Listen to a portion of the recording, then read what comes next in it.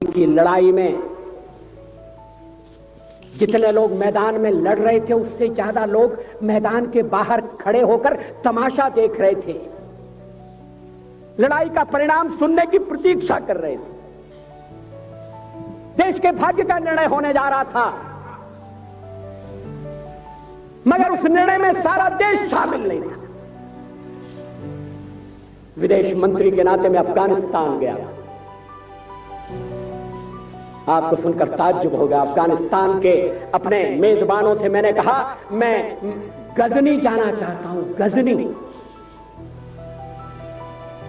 पहले वो मेरी बात उनकी समझ में नहीं आई, कहने लगे गजनी तो कोई टूरिस्ट स्पॉट नहीं है,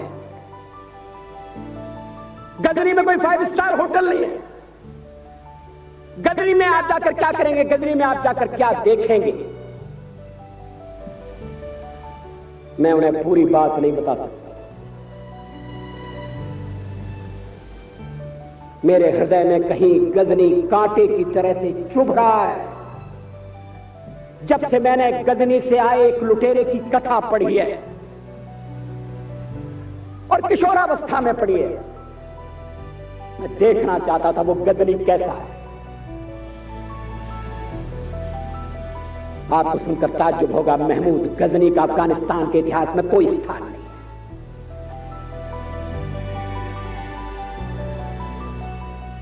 गजनी छोटी सी जगह, छोटा सा गांव है। कल्पना करिए, सैकड़ों साल पहले वहां धूल उड़ती थी, झोंपड़ियां थी, मगर एक लुटेरा लुटेरों को इकट्ठा करता हुआ सोने की चिड़िया को लूटने के लिए चला आया। आपस की फूट से जो राजा है वो लड़ेगा, जो क्षत्रिय है वो लड़ेगा। हमने समाज के बहुत बड़े वर्ग को लड़ने के अधिकार से वंचित कर दिया। हमने उन्हें हथियार नहीं उठाने दिए।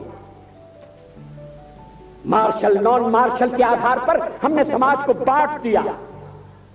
वो लुटेरा सोमनाथ के मंदिर तक चला गया, पुजारी देखते रहे। मंदिर की पूजा भक्तों को करना पड़ती है, मंदिर तो एक प्रेरणा का केंद्र है।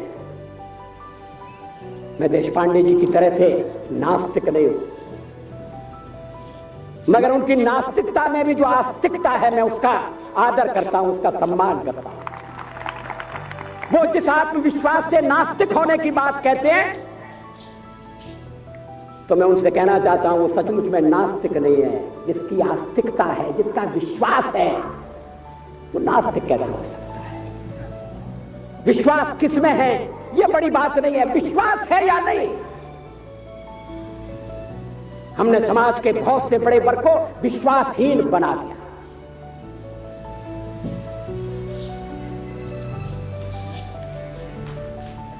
लोगों ने हथियार नहीं उठाए,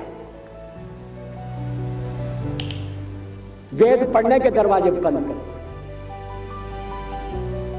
इसलिए हम बाधाग्रस्त हुए। अफगानिस्तान में मैंने एक बात और देखी। मुझे जिस होटल में ठहराया गया उसका नाम था कनिष्क। अफगानिस्तान एक मुस्लिम देश है। मुझे बड़ा ताज्जुब हुआ, मैंने कहा कनिष्क यहां कहां से आया।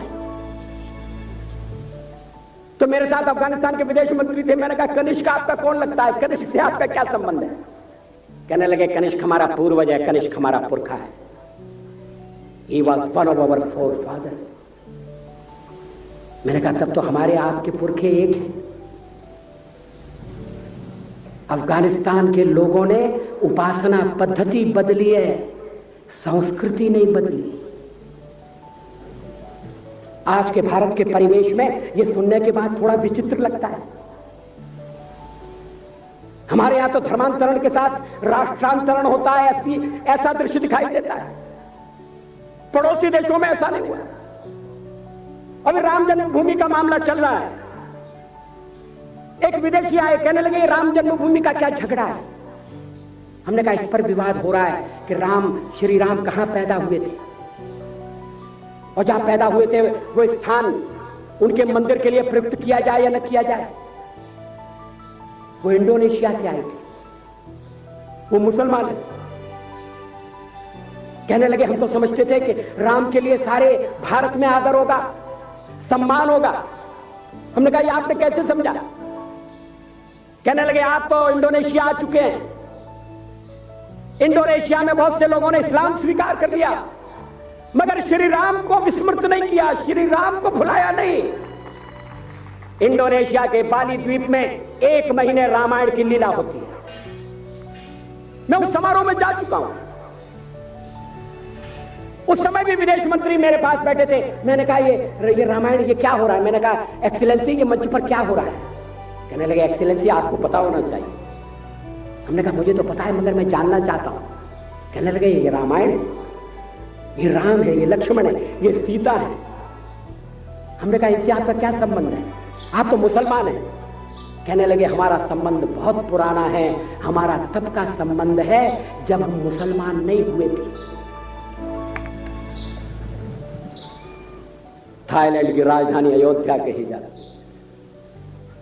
थाईलैंड के राजा को आज भी राम कहा जाता है।